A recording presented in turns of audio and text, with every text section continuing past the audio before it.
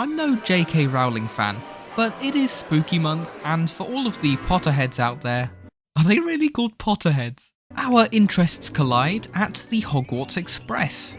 It's your fault that the Flying Scotsman and Thomas the Tank Engine have some competition when it comes to most popular loco of all time. I did half of a spoof crossing those lines over as well, if anyone is interested. But this video is to teach avid followers of the Wizarding School a lesson. Whether you're into trains or not, without question, some of the most memorable scenes from the movies are with the big red steam engine. Whilst many will know there was a genuine locomotive used in production, for the younger generation this is often their first exposure to steam engines, and occasionally they are not aware that you can still see these fire-breathing dragons today.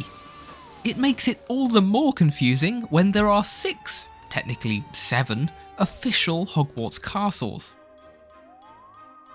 The ones that are real don't work, but they could be, which is a controversy we'll soon talk about. The ones that are fake do work, but they're only technically trains. There's only supposed to be one that appeared on screen. So, is this all some kind of magic? It's a kind of magic.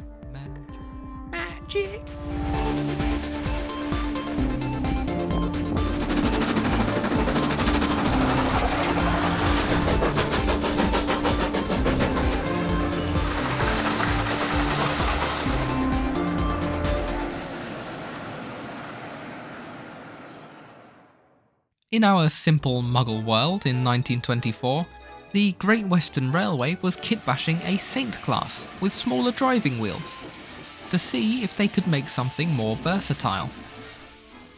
Chief Mechanical Engineer Charles Collett took 4 years until he decided he was happy to go ahead and eventually build 258 engines to this slightly altered, new old design. We'll get back to the wizardy stuff in a minute. This is interesting to me. Each engine was named after a house, a very big house in the country, otherwise known in England as a hall. They became such ideal mixed-traffic engines that 71 modified versions of the Hall class followed, because the GWR found something that worked and stuck with it.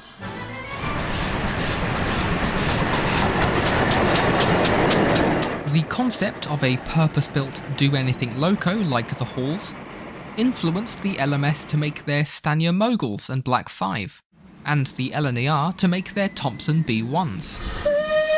Meanwhile, the Southern Railway built full-on express passenger Pacifics and tried to say they counted as mixed traffic. Yep, totally good for taking goods.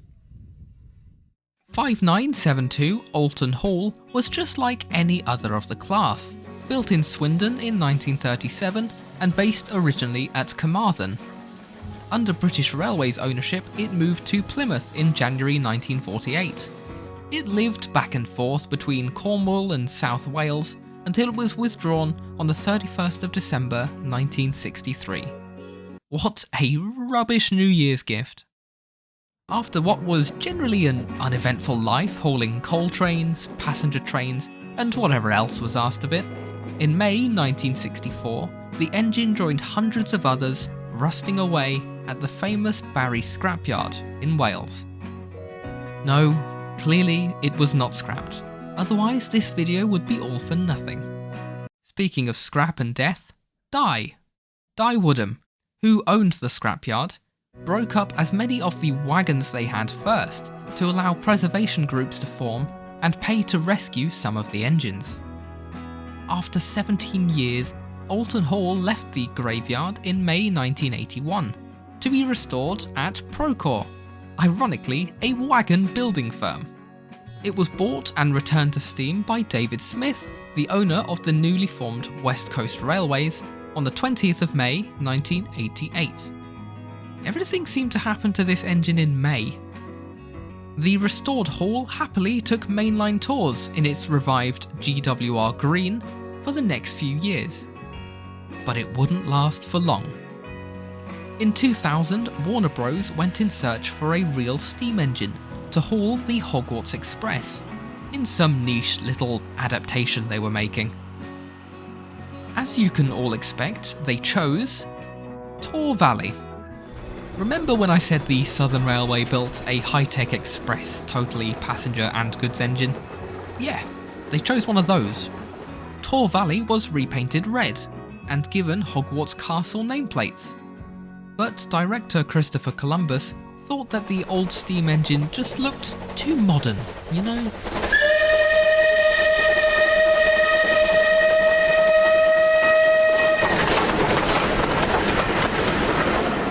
West Coast Railways suggested Olton Hall instead, which is funny only if you know about British trains. The movies required an engine to play as Hogwarts Castle, and as it happens, the GWR had a bigger express engine called the Castle class, which would have fit perfectly. However, far fewer castles got saved from scrap, and those that did survive weren't as available to be turned into something that they weren't. So, Olton Hall plays as something it isn't, a castle. Trust me, for rail fans this is hysterical. In official Harry Potter canon, the pure existence of the Hogwarts Express makes no sense at all, and is clearly very loosely researched. I would love to talk about that in a separate video, so please subscribe so you can explore that calamity with me. Don't make me suffer alone. To become a film star, the loco was repainted red, with Hogwarts Railways logos on the tender and coaches.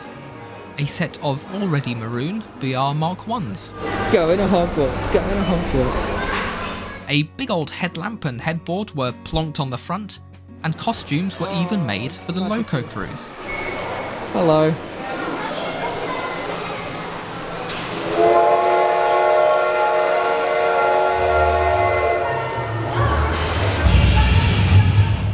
Interestingly, the engine got to keep its original number, which helped to seal its future stardom. Of its past, it was taken everywhere that the Great Western Railway was not.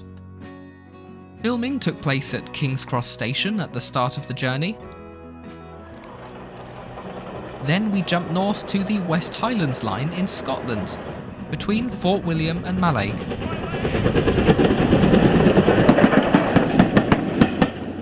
Including the spectacular Glenfinnan Viaduct, both of these locations are part of the National Rail Network, and filming took place with a helicopter following the special charter trains. The last location is on the North Yorkshire Moors Railway, a heritage line which offered more freedom for production crews. Goathland Station was transformed into Hogsmeade, and all of these locations can be visited today, but not right now, because our mystery continues. Olton Hall was kept busy appearing in every one of the Harry Potter movies, and in between still pulling excursions on the main line. Off the rails, in 2011 it was temporarily on display in Hyde Park, as part of London's Winter Wonderland. 3 years later, the engine's boiler certificate expired, but instead of going into storage with West Coast Railways, or be overhauled to pull trains again, Olton Hall was off to somewhere that no trains had been before. Hell. In 2015, the Leavesden studio in London opened an extension to their Warner Bros. Tour, exploring the making of Harry Potter, with the main attraction being a recreation of King's Cross's Platform 9 3/4. On one side is a representation of the interior set created for the coaches, with the backgrounds of the windows green screened in. Opposite are two BR Mark 1s used in the films. In one, each compartment represents a different movie in the series, whilst the other has been cut into to make wheelchair accessible. But of course, the centrepiece is Hogwarts Castle itself.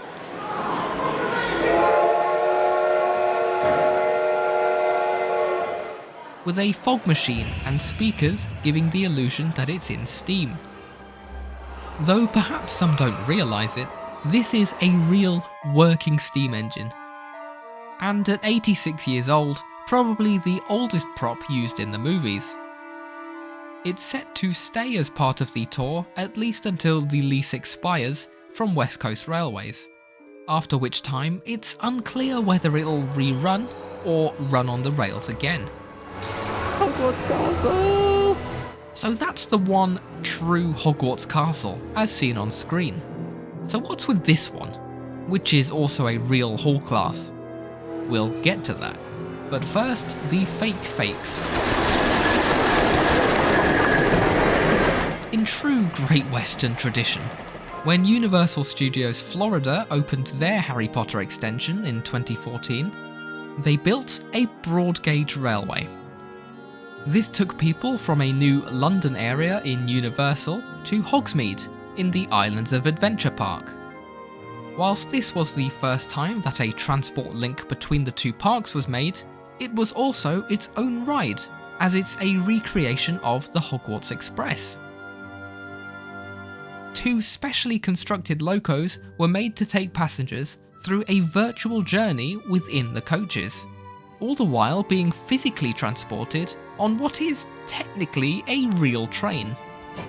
I say technically, because whilst the real Olton Hall runs under its own power, the 2 replicas are pulled along by a wire in the middle of the track, and they cross over in the middle of the line. Their wheels are fake and they aren't controlled from the engine, but visually they are quite considerately made iterations of Olton Hall. The coaches are also scratch built to be wider than the British loading gauge to make them more accessible. British trains are just so small. If these 2 fake Western funicular trains weren't enough, outside the ride is a static representation of the engine, behind buffers that are too small, so that visitors can take photos. This one comes complete with a conductor who occasionally comes to inspect the engine in a way that would never happen on a real railway. Yep, just gonna touch this steaming hot pipe. Yep, all good. Just need to check it's actually a steam engine there, Gav. Yep, come on. There we go. Bit of scalding steam. Ah, lovely jubbly. Oh, ow. Oh, smells like melted skin. Oh, you naughty engine, you. Oh, I'm just going to inspect the blowdown valve, Gav. You turn it on, please. Yeah, thanks very much, mate. Over in the Toshi Main Warner Bros. Studio tour in Japan, there's another of these static display pieces. And whilst they don't have a funicular Hogwarts Express like Florida, they do have a real Hogwarts Castle of their own. There isn't some kind of magic to make Olton Hall duplicate itself. This is really number 4920 Dumbleton Hall, which sounds so much like Dumbledore Hall. I really think that would have been a better stage name, but I didn't make the movies. This is actually the oldest survivor of the Hall class, built in Swindon in 1929. It's a long way from home now, but it used to be allocated to Old Oak Common. In Oxford, it had to be given an older Churchwood tender to use the small coal stage there, before it moved to Reading, Devon, Cornwall and eventually Bristol, where it was withdrawn from service in 1965. It joined its younger sibling Olton Hall at Barry Scrapyards, until it was rescued by the Dumbleton Hall Preservation Society in 1974, and restored at the South Devon Railway in 1988. Dumbleton Hall didn't really run until 1992 at the Paignton and Dartmouth Railway, because the South Devon realised that, even as a mixed traffic engine, it was a bit too big for their branch. Up until September 1999, it visited other heritage railways, where it fitted in a little bit better, before being withdrawn back at Buckfastleigh. It was stored here for 20 years, until the preservation group confirmed, yep, it's still too heavy for the line, so they sold it to an anonymous buyer. Rumours spread that this meant it was finally going to return to working order. But as it happens, it was bought by David Smith, so that now there could be 2 Hogwarts castles. Double the money. It went on display in Japan in 2023, and whilst this is upsetting to many, credit to the theme park for wanting to cosmetically restore a real steam engine, rather than just a prop. Japan always does it properly. Even if it is living a lie, it is being enjoyed by far more people than it would be covered up in storage. What side of the argument are you on? Leave a comment. There's 16 of the Great Western Hall class still around, but that is a look at the 2 red ones that think they're castles, as well as some imitators. If you've enjoyed this, then on the first Friday of every month, we'll be exploring the steam-powered history of something else. I'll also be talking about why the Hogwarts Express actually makes no sense, so subscribe to not miss that train. Support the channel by following the link in the description to become a patron, and you'll get to see it a week before everyone else, as well as a bunch of extra rewards. Goodbye for now, my dear friends.